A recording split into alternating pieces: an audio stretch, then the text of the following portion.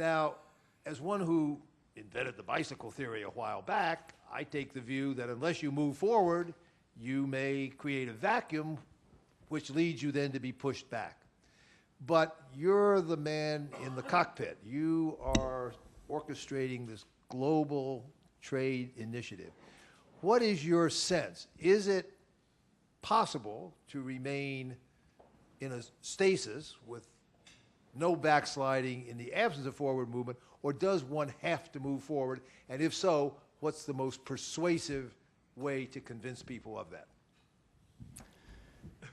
Well, I think you've given the sort of grand public part of the answer, which is the bicycle theory, which is true, and especially at global, at international level, where the viscosity of the system to converge to an agreement is extremely high. So a domestic bicycle can move a bit without pedaling. An international bicycle immediately stops because the resistance to move forward, because it needs consensus by so many sovereign players who all have their domestic constituencies resisting here and there, is so. The international bicycle stops more quickly than a domestic bicycle. Now, that's the sort of general answer. Trade-wise, the technical answer is that while remaining within the disciplines in WTO which they have subscribed, in tariff ceilings, in subsidy ceiling, in services market opening, in anti-dumping or trade defense procedures, WTO members keep a policy space which is big and which is increasing every year on normal times as countries lower de facto their tariffs, their subsidies, for reasons that are structural reasons, and they only from time to time consolidate this in the WTO system.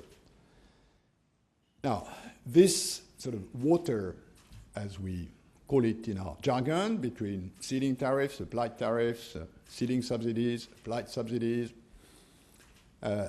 consolidated services market opening, and de facto existing market opening, even in trade defense, this water is there.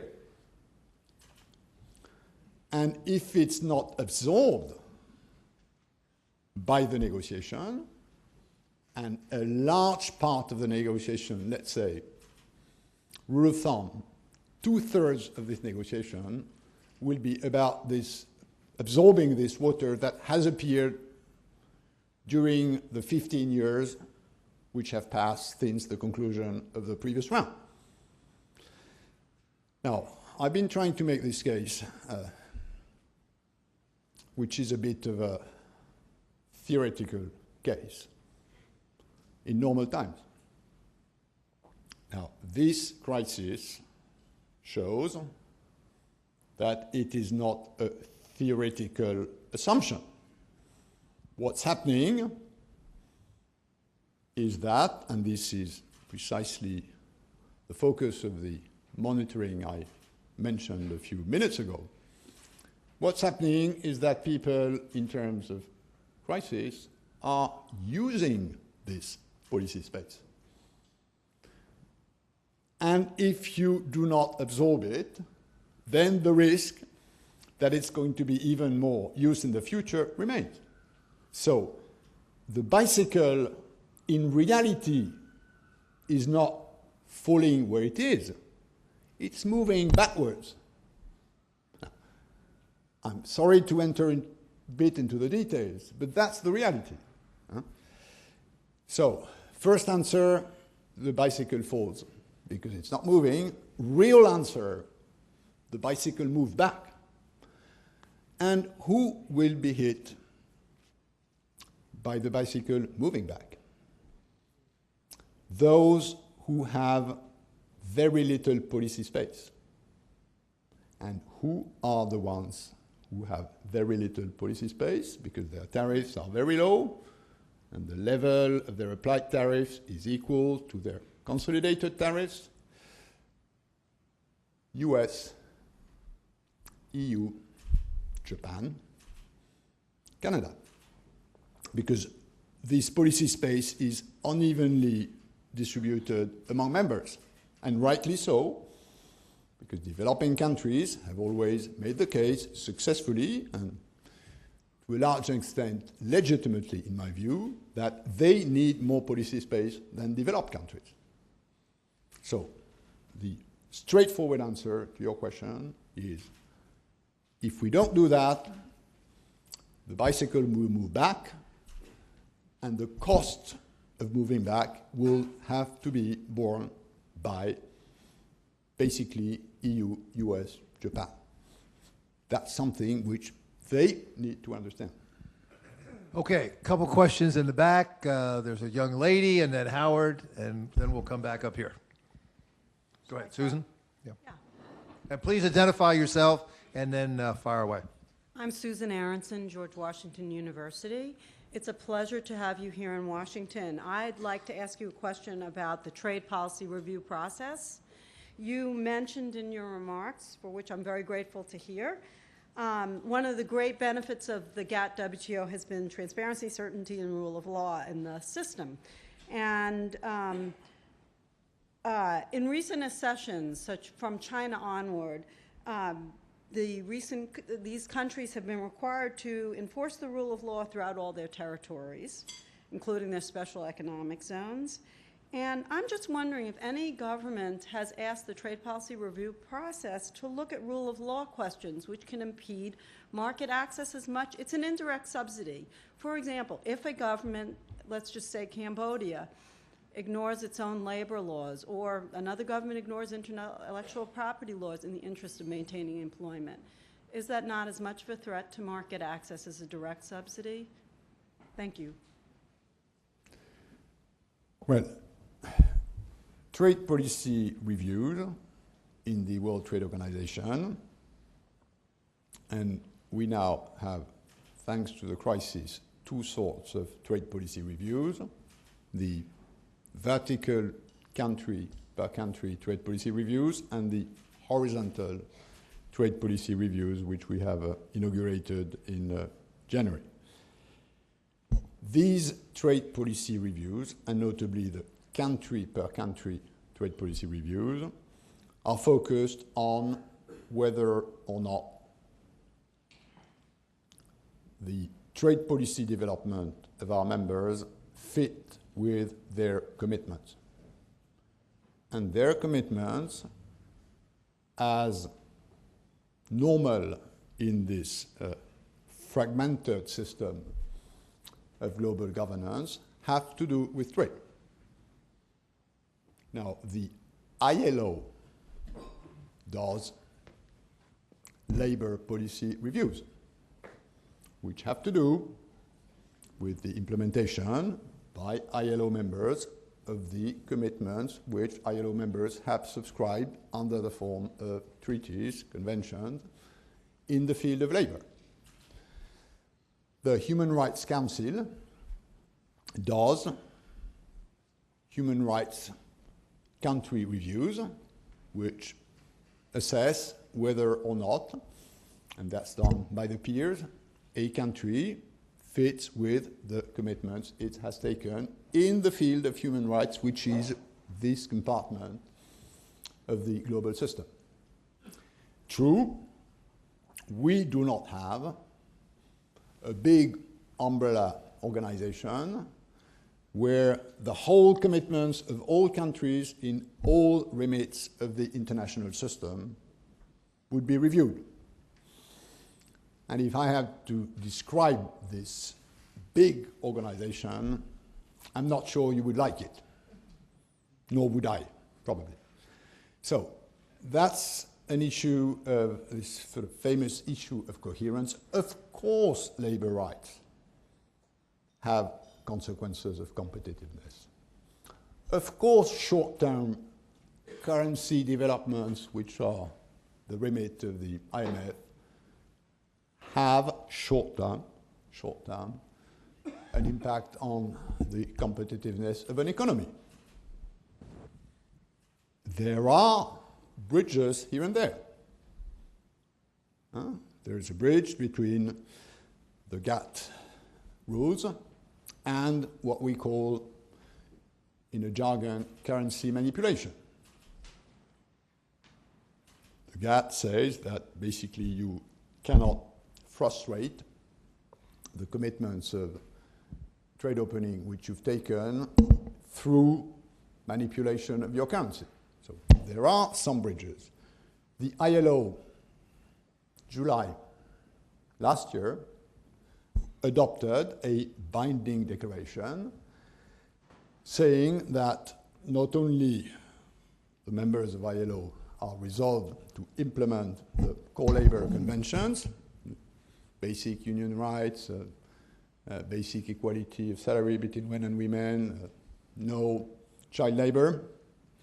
Not only are they resolved to do that, but they will not breach these commitments to gain a comparative advantage in international trade. So they've built that bit of bridge on their side. We in WTO have a rule that if you respect international sanitary, phytosanitary standards, for instance,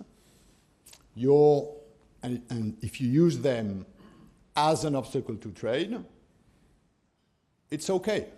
The burden of the proof that you wrongly use these international standards is on the other side if there is a complaint. So there are little bits of bridges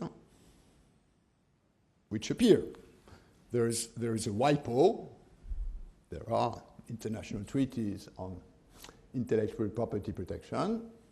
WTO members have decided to build a bridge between WIPO and trade rules. But it's not everywhere.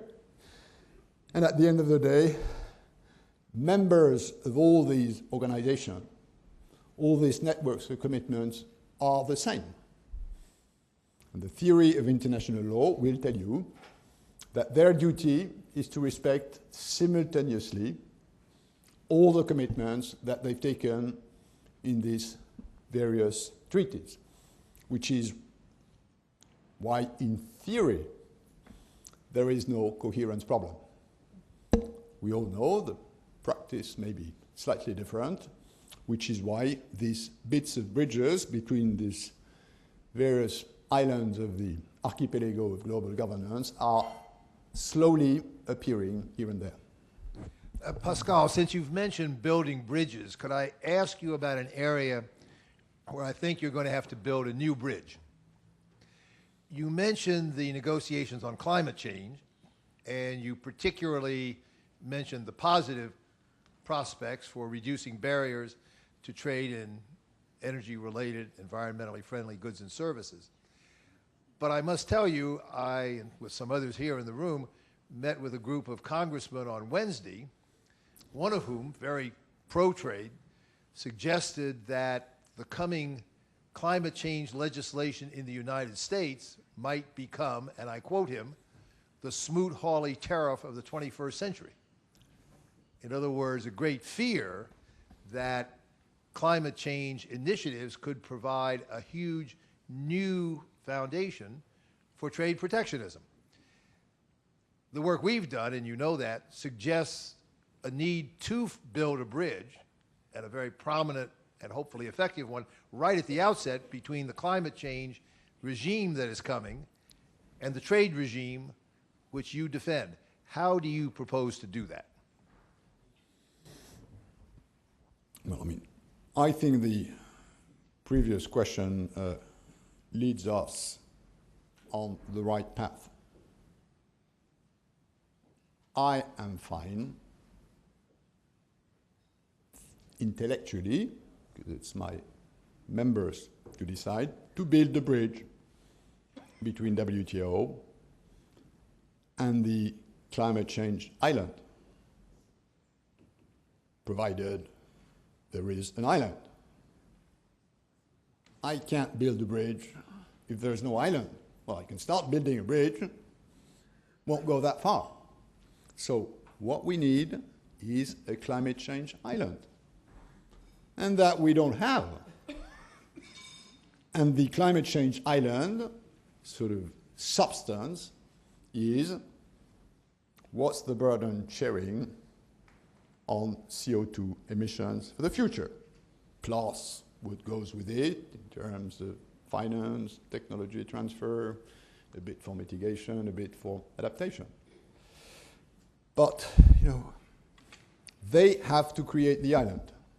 And WTO island is not going to create a sub-island that would substitute the climate change island they've got to build.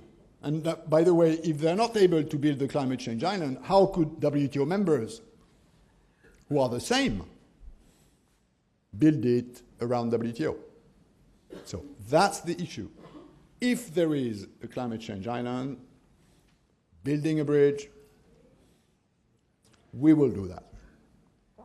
We did it for CFCs, no problem, worked well, and there were border measures at the time. We did it for toxic waste. We did it for dangerous chemicals. We did it for endangered species. And true, the environmental thing is lots and lots of little bits of mini islands. There's not a big island, which is the environment island. So the lessons of the past lead us to believe that if there is something solid built, the bridge will be there.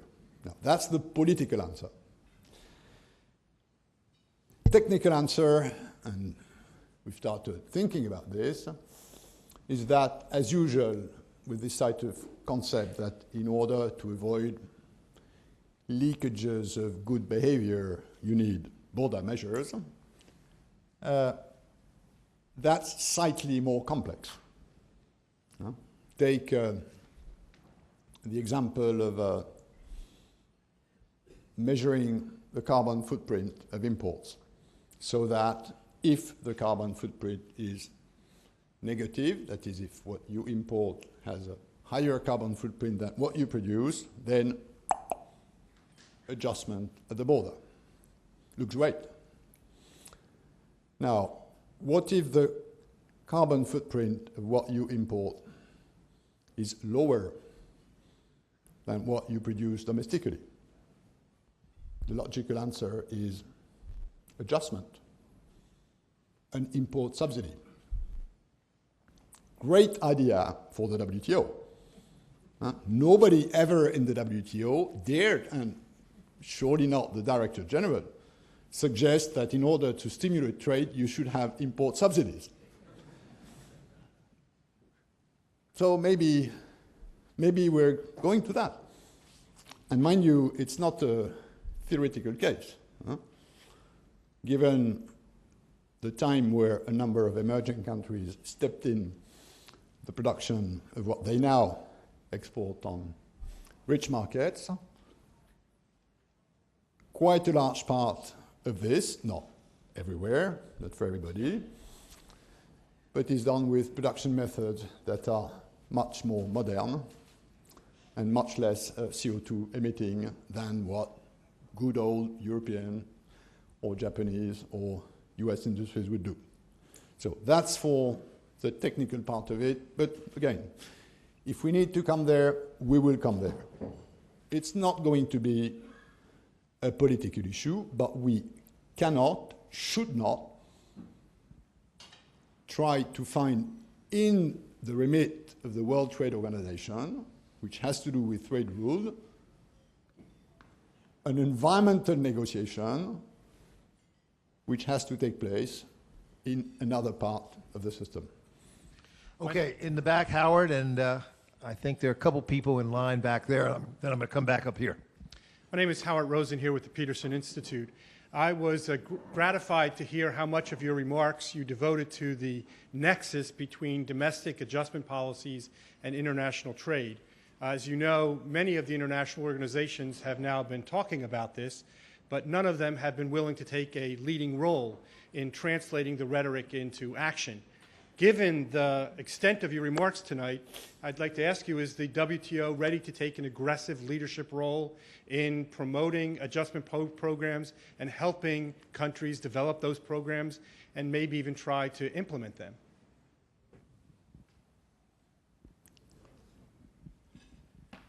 Well, certainly not where the responsibility of that has to do with domestic policies that pertain to legitimate political processes in countries like this one, for instance. But also, certainly, and that's what we've been doing, for instance, in Aid for Trade since 2005, in participating for our little bit of what we do for developing country capacity building and training. So in participating or coordinating, which is the mandate we got in 2005, Aid for Trade worldwide, or in revamping and funding, not by ourselves, but our members, the Enhanced Integrated Framework for LDCs, or in putting together this standard development facility, which helps developing countries raising their capacity to match sanitary or phytosanitary standards, which are certainly, for many of them, much more important obstacle to penetrating rich markets than tariffs. So my answer in short is not for us to step into what's for domestic politics, good old principle of subsidiarity, but where there is a vacuum, where international organizations, the international system, development assistance has to step in to fill a vacuum between the notion that opening trade benefits developing countries and the reality that in many cases it may not do it simply but because they don't have the capacity. There, the answer is yes. Okay, next back there. Hi, I'm Jamie Strawbridge from Inside U.S. Trade. Two quick questions. First of all, the new administration here has made clear that it really wants to have a greater idea of what it's going to get at the time of modalities in agriculture and industrial goods. Do you see any ways that that greater clarity can be had within the existing modalities framework, or would getting greater clarity necessitate a whole different approach? And secondly, could you just touch briefly on the negotiations in terms of politically recommitting to them? Do you see the G8 meeting in July as a key event where we could see real political re-engagement in the Doha Round? Thank you. On the first question, I'm very adamant and interested in transparency and clarity. And to be frank, this round, number 9, the way it has been structured, and notably the way we use formulas to reduce tariffs in agriculture, in industry, or subsidies, formulas the purpose of which is to make sure that higher tariffs or higher subsidies are reduced proportionally more than lower tariffs and lower subsidies is a big contribution to transparency and clarity as compared to the previous 8 rounds, where it was all about negotiating averages, which were put in a big, obscure black box, conclude, and then your constituencies would discover what's in the black box. So in terms of transparency, clarity, we've made a huge step forward in changing the technology of tariff and subsidy reduction to formulas. Now, true, these formulas do not say 100% of the result, because for passing to this totally brand new technology after 60 years, which will remain for the future if the round is concluded, we had to create a bit of obscurity here and there for some time in the negotiation.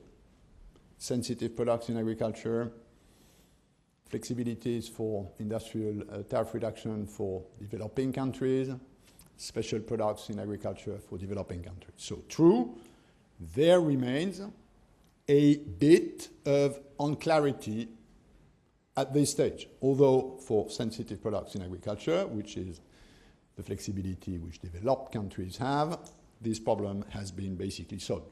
So we remain with 2 elements where I totally recognize there is not the clarity which you need at the end of the negotiation. But again, as compared to what we've been doing for 60 years, it's night and day in terms of clarity and transparency. Now, how can this be addressed?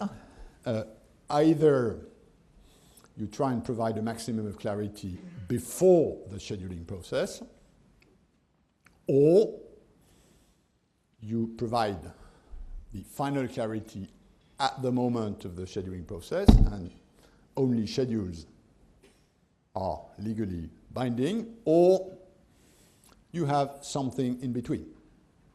So that's what's on the table for the moment.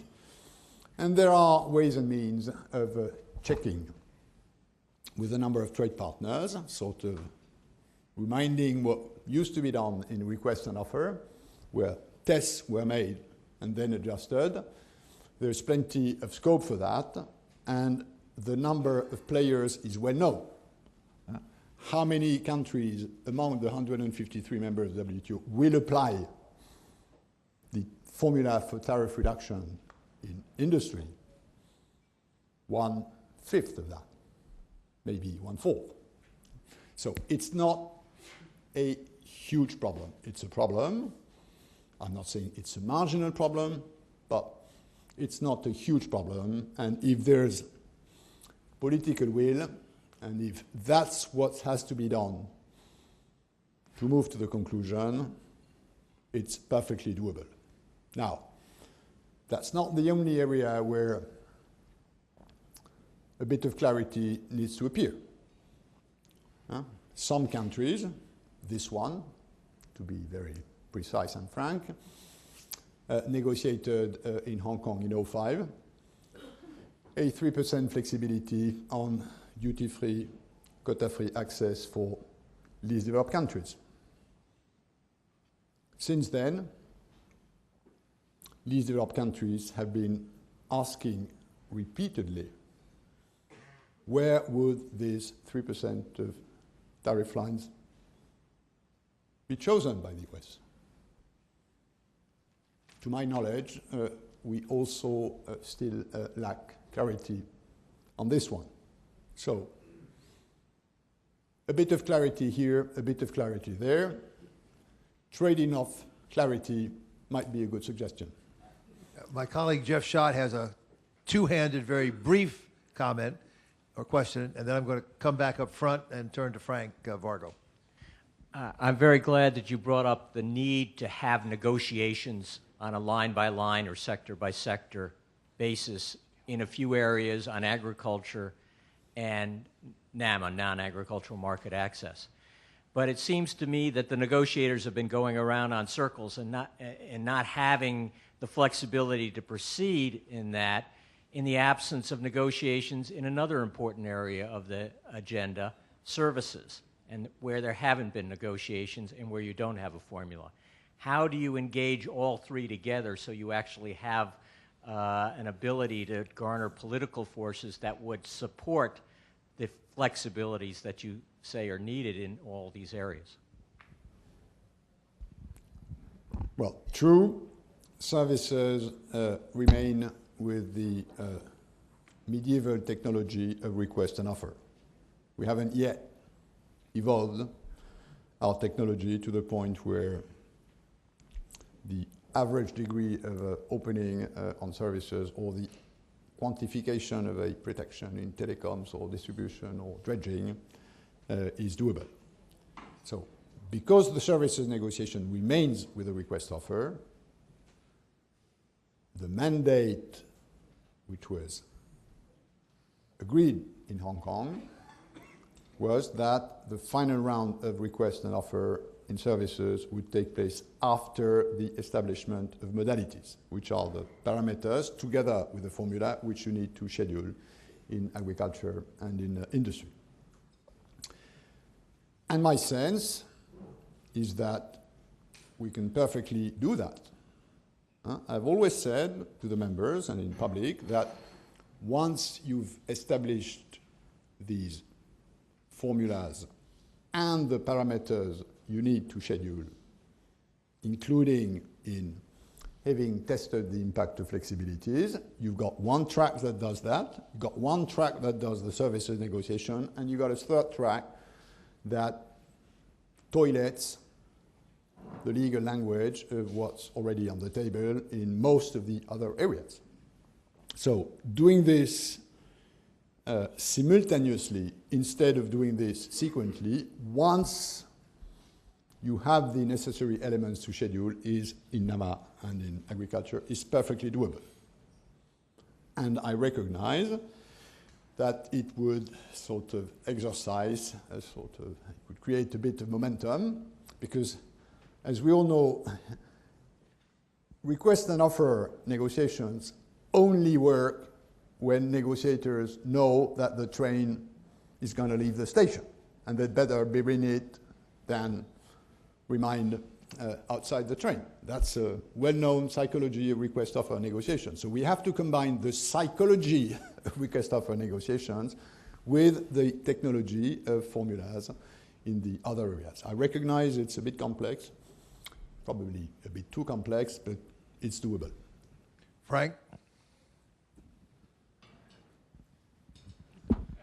First of all, Monsieur Lamy, Governor Wrangler expressed his regrets he couldn't be here and asked me to express his admiration for your boundless energy, which he is sure will get us to a successful conclusion. From the manufacturer's point of view, I'd be remiss if I didn't reiterate that we agree with you fully that the water has value, but in the way the formulas are now, we would still be able to drown in the water 7 or 8 years from now. If there were a way of getting the bound tariffs down much faster, that would certainly have us look at this in a new light. But it became very plain. I think the Doha Round for about 7 years has really focused principally on agriculture. And it was only last year, at least in our view, that the industrial part, the non-agricultural market access, really got serious attention. And it became quite apparent that there was a strong difference in view between at least the United States, not just the National Association of Manufacturers, but the U.S. government, and the key advanced developing countries, where we said there's just not enough market access without having strong sectoral agreements with their participation. And they have said, no, they don't want to do that. And there it sat in December, and there it sits now. Now, we worked with the previous administration. We're working with this administration. We want to find a way to move forward, but we still hold that view very, very strongly. So my question is has anything really developed where we can find a way to resolve this dilemma? Well, the short answer is yes. I mean, there has been a lot of technical exploration since last July in various parts, including on NAMA flexibilities or even on sectorals. But as you well know, sectorals are voluntary. That's the mandated negotiation. And by the way, this voluntary character for the sectorals was negotiated in Hong Kong as a quid pro quo for the US keeping their 3% flexibilities on duty-free, quota-free for developing countries. So everything has a price in a negotiation. And that price, your 3% specific flexibility, was paid by voluntary sectors. And you can't redo the negotiation. But I agree, and you know, and Governor Engler knows, that I've always been pushing for this bilateral testing, which would allow US industry to check the use of flexibilities by Brazil, India, mainly. China doesn't really have a lot of that because their water in their industrial tariffs is very small, because they joined very recently. So that's what has to be done. Now, on the implementation period, it's always been the case that, and that was the case in the UA round, that developed countries would have a 5-year implementation period and developing a 10-year implementation period. And I never heard any developed country negotiator suggesting that their implementation period should be shorter than 5 years.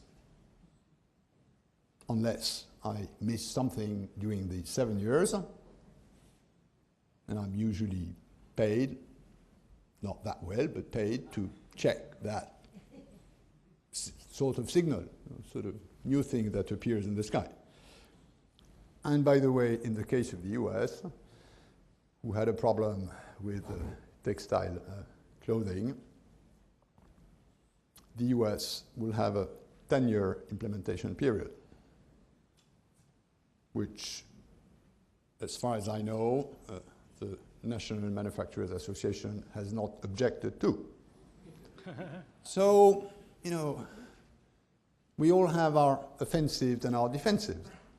And it's all great talking about offensives, and that's the good tactic of a trade negotiator. It's all the easier that you've already secured a number of defensives. And you know full well that where the US had major defensives in these negotiations was agriculture, and notably trade distorting subsidies.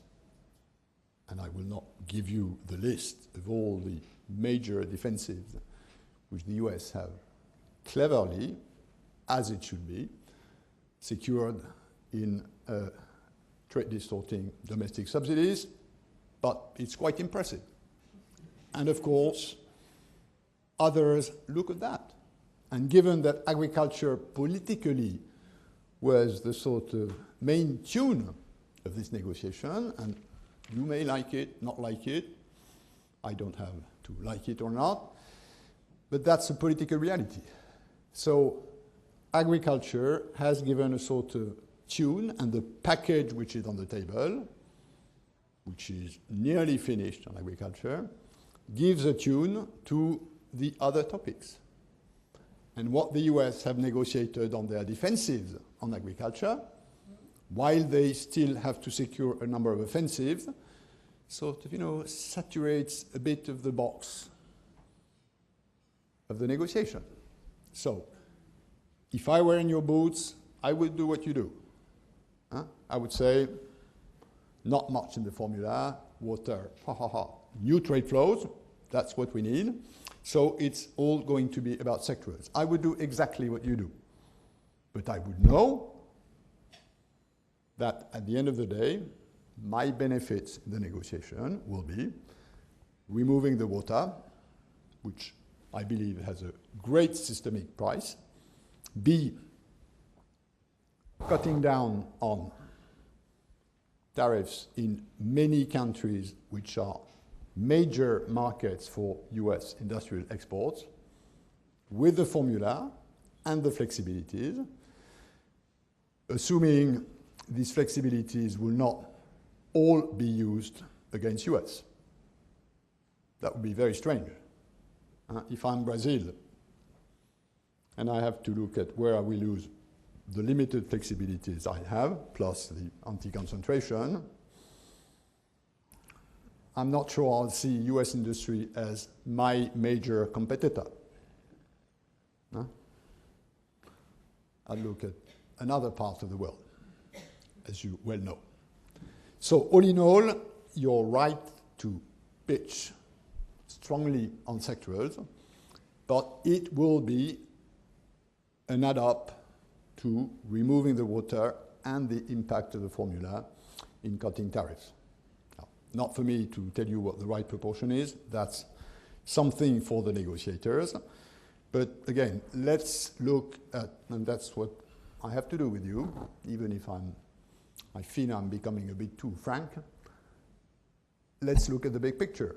And please understand that US partners in this negotiation look at the negotiation overall, including on things which are clearly unfinished, like anti-dumping or fisheries subsidies.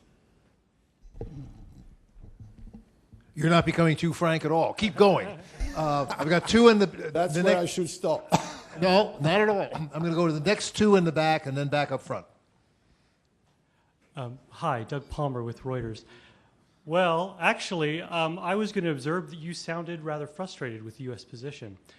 And I wonder how you would characterize that. Do you think that resistance from NAM, the Farm Bureau, the services industry, is the biggest obstacle right now to concluding the round? And what about the Obama administration? I mean, we're now approaching Obama's 100 days. Is it time for them to get more involved in the Doha negotiations? Good. Thanks for the question, because I didn't answer the part of the other one, which is about the G8 meeting. I know, I mean, that's where I'm probably becoming too frank. If I look frustrated at the US position, sorry, wrong. I look frustrated at the EU position, I look frustrated at the Chinese position, I look frustrated at the Indian position. I don't look frustrated at the Tonga position, too. That's my job, is to try and tell them, please understand the next step of your partners. They have their own glasses to look at the situation. Of course, there are resistances in the US, as there always are domestic resistances once you open trade, and there are winners and losers. And you know, Congress is well known in the art of carefully balancing winners and losers. And that's the way US politics works, and it works sort of in a much more open way than in many other systems.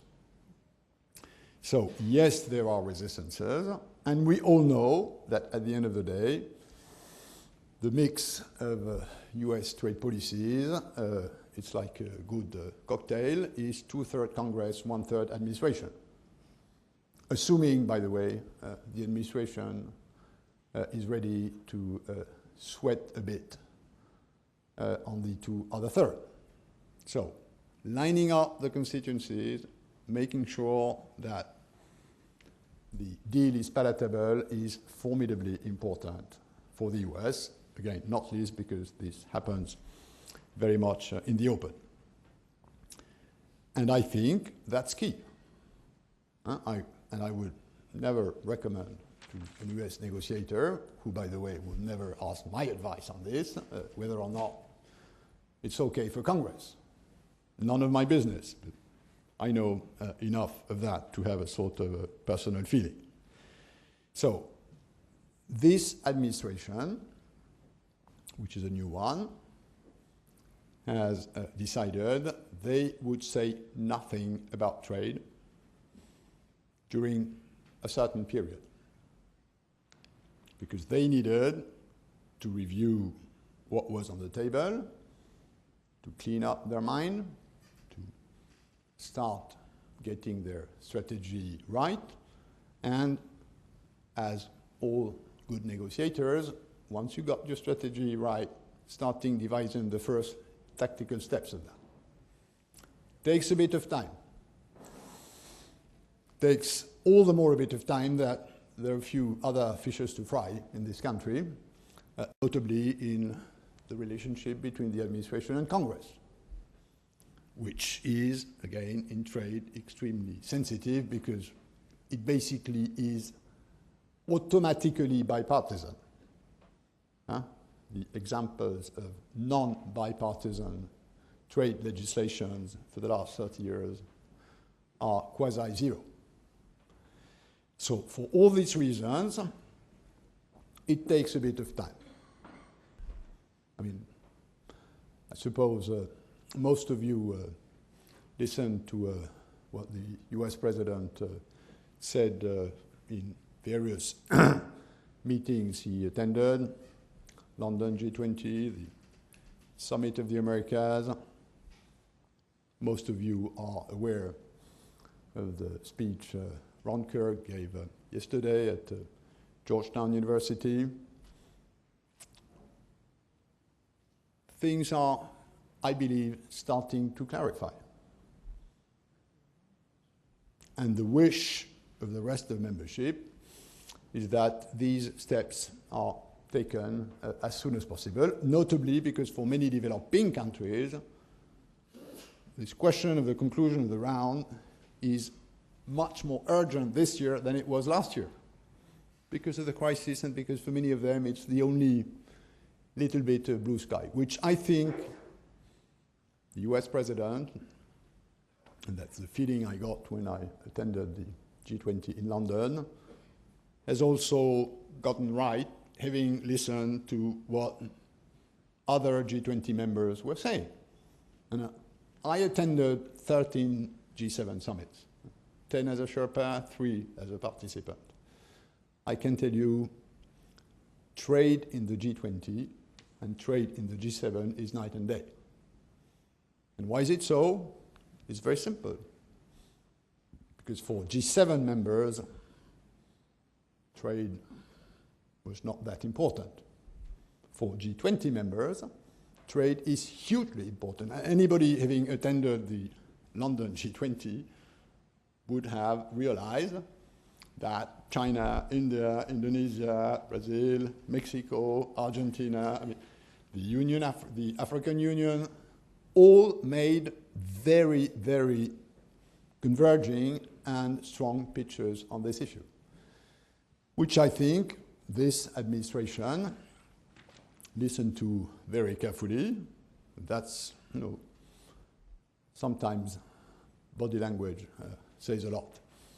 So I think, yes, it's a bit slow, and other members are certainly impatient, but I believe the direction is appearing little by little, and again, given where we are in the negotiation, I prefer, as the WTO DG, something which is well thought over, well cooked, pre-tested with a number of constituencies here and there, rather than a sort of a quick, improvised position that would not stand the test of a tough Geneva green room.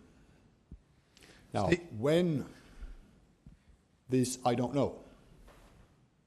I cannot restart a political process at ministerial level without the US being ready. I don't think we are there next week. Then, as soon as possible, and we have a series of international meetings, Keynes Group, OECD Ministerial, G8+5, APEC meeting in July, that may offer hooks for substantial political conversations by ministers. Steve? Steve Beckman, erstwhile of the United Auto Workers Union. Thank you, Mr. Lamy, for being here and taking so many questions. I want to go down a similar path, but in a slightly different direction. You identified the importance of changing the political dynamic in the United States as a necessity in getting the negotiations moving again, and yet it doesn't appear to me that there's anything in the negotiations that would convince skeptics like myself that these negotiations are any different from the previous few rounds of negotiations, which have produced fairly unpleasant results for American workers in a number of different industries and sectors. You pointed to the importance of the social safety net in remedying some of the discontent in the United States, but you did not mention at all the incredible inequality in income distribution in the United States, with which the wealth from international trade has disappeared for most and appeared for a few, and now, of course, it's disappeared for quite a few more as well. But we don't want to reestablish a system, restore a system, reinforce a system that's going to produce the same results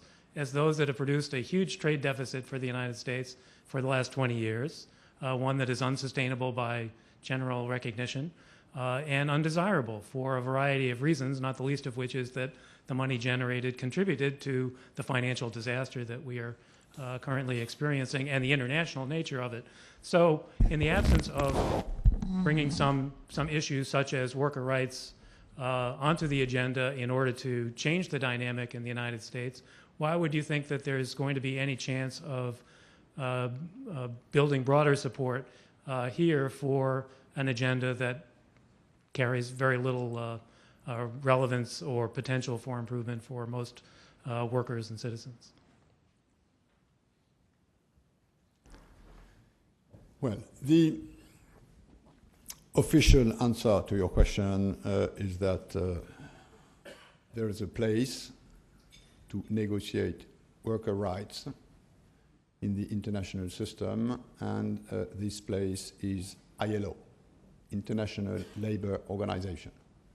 That's the place which sovereign nation states have decided they would negotiate labor agreements. And they are bound by the results of these negotiations. So if US workers want more labor rights to be recognized internationally, they have to negotiate an increase of internationally recognized labor rights. It's perfectly doable, provided, of course, other sovereign nation states do that. And if I remember well, among the 5 or 6 core labor standards which were adopted by the ILO, the US have not ratified some of them. Am I correct? Good. Now, the friendly answer. And it's a real friendly answer because I've been working with trade unionists for most of my life for various reasons. The friendly answer is that the vision you have as a trade unionist of the benefits and costs of trade is inevitably distorted. Inevitably. And if I were you, I would have the picture you have, which is that opening trade destroys jobs where I have my troops and creates jobs where I have no troops, which is either in the US in the new parts of the economy, where, as we all know, the rate of unionization is lower than in traditional good old industries, or create tons of jobs in China. The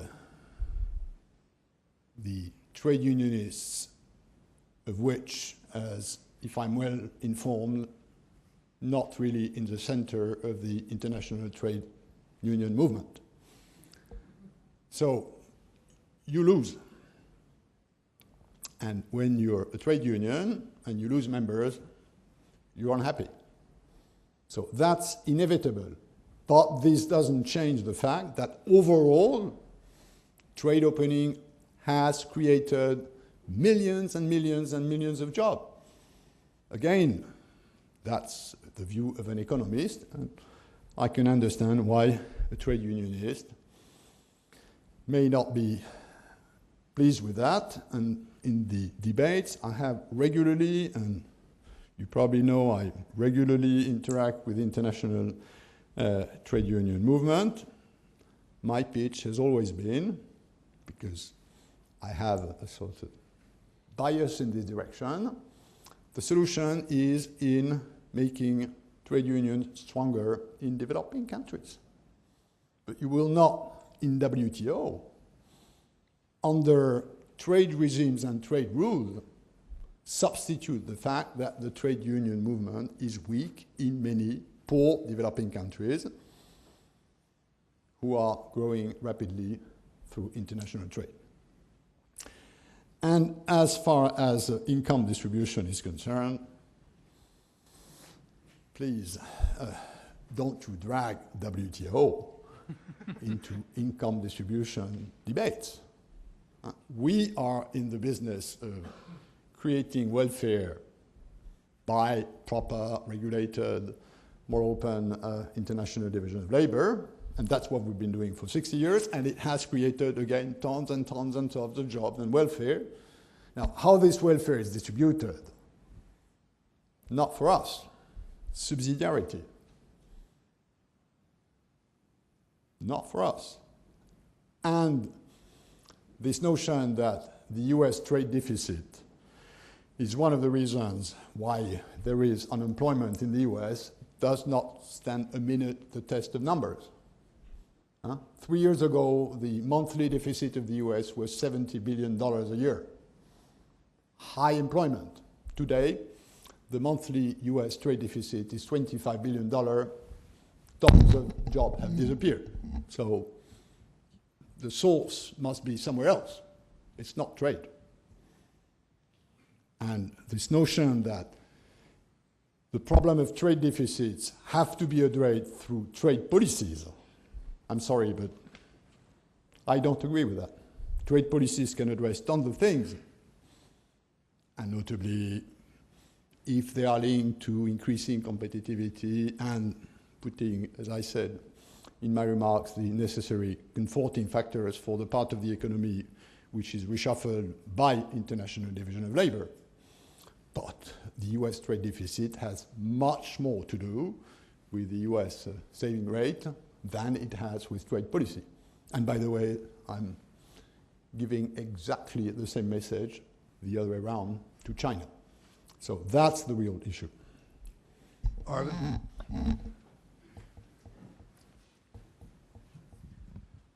Ms. Lamy, thank you very much for your very inspiring remarks. My name is Arvind Subramanian, one of the co-authors of the piece that you politely referred to as having said that the Doha agenda is outdated. So let me try and make that argument not in the form maybe that we made earlier. But just imagine this hypothetical situation that you were magically able to conclude the Doha round. Suppose too that notwithstanding your efforts at naming and shaming, that despite concluding the Doha round, you saw the surge in protectionist measures in anti-dumping, government procurement, exchange rates, outsourcing, and state aid. Suppose all these things went on despite having concluded the round.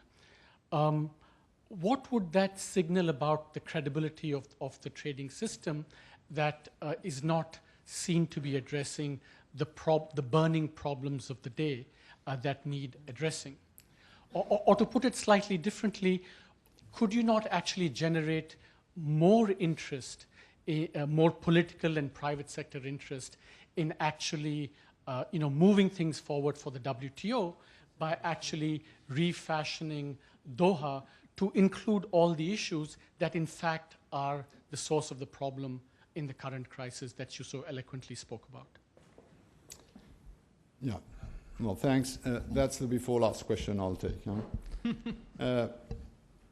I read your piece in Foreign Affairs, of course, attentively, and I must say it was very well written. Congratulations to the packaging. Great talent of communication, and if I have a job free in the media division of the WTO,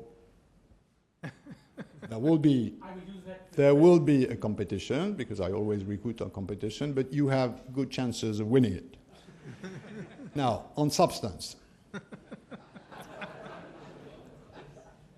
There's one part of the argument you've been making in your piece, which I did not address in my remarks, which is that your numbers are wrong. We won't enter into a big debate about this, but your starting part in your piece, that anyhow this round is worth nothing, totally wrong.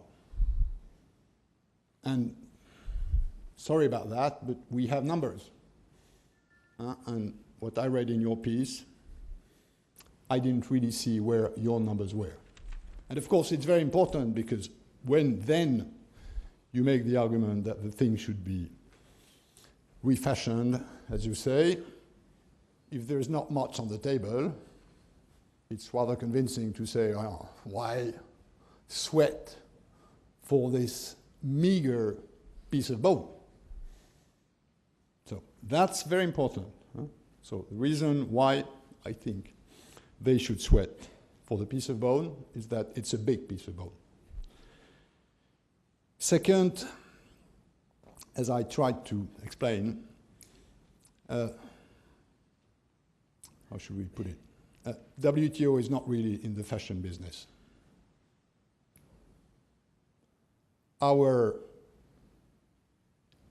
time rhythm is 15 years, which, as you know, is not really the fashion business.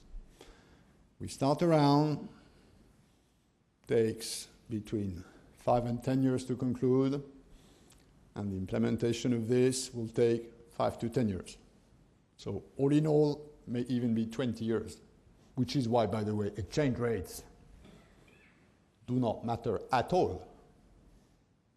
Not at all. On a 20-year basis, exchange rates do not affect the competitiveness, which is driven by more structural factors. So we have to do what our members have mandated us to do, which, by the way, a number of them were left over from the previous round, which started in 1986, which is 23 years ago. So again, we are not in the fashion business. And the problem of WTO, or this round, is not to garner public attention with some sort of shining new thing, teasing new thing, which we would pass under the nose of the trade negotiators. They know what to do. They simply have domestic constituencies which are reluctant. And it's not a piece of novelty that will solve this problem.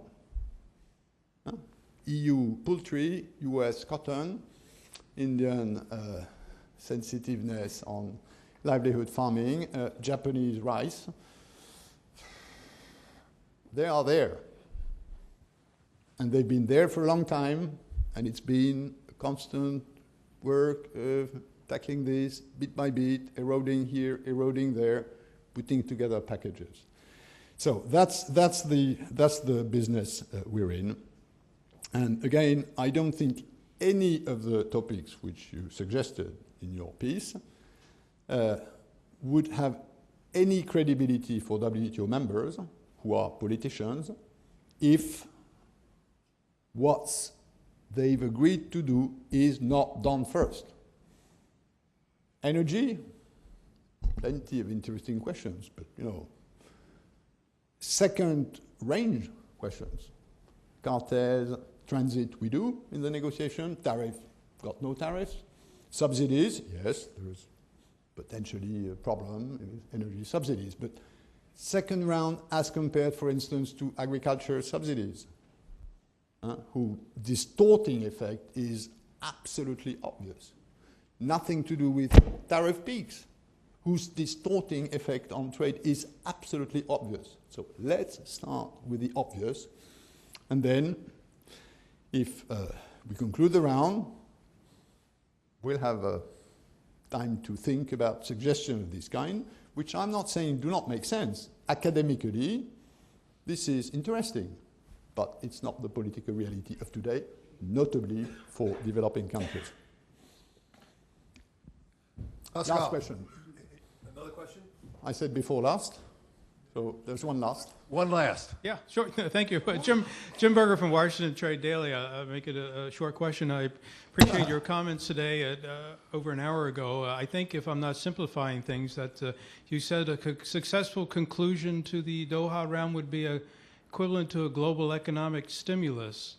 I just wonder if you met anybody in Washington that agrees with you on that, and also, is the sentiment in Washington is trade liberalization is something that can be put off and is not that important? You want to take one more, and you can group the answers to the two.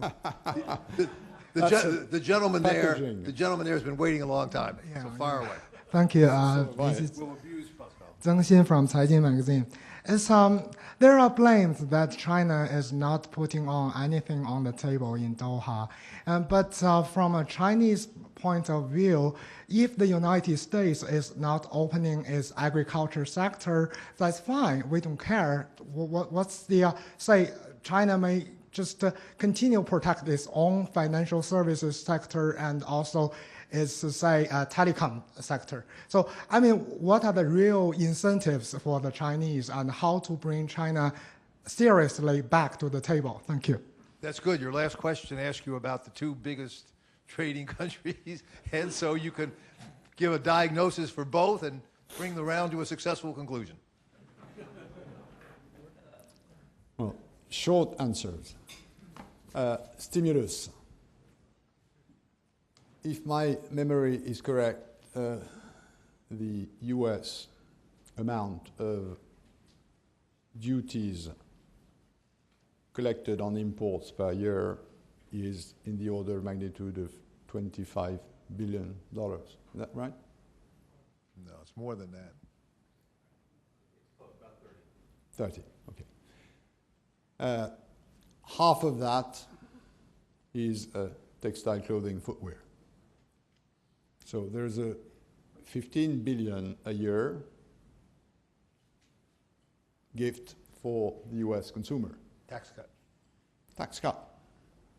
And by the way, tax cut which will go directly in the pocket of people who could consume more because they are poorer than the others, because clothing, footwear, and textile is a higher part of their expenditure. So that's easy to fix. $15 billion. And I could multiply the examples of that. And if protectionist pressure were to rise, it would work the other way around. So it's available. Just have to, the fruit is there, you just have to extend your hand and crop it. Now, on China, I've always said that this notion, which I read in the Western press, that China is not an active member of WTO and is not an active actor of this negotiation, is for people who know nothing about this negotiation. China is a major actor of this negotiation. China is a major stakeholder in WTO since it joined the organization in 2001. Simply, China does not negotiate the Brazilian way, doesn't negotiate the US way, doesn't negotiate the EU way.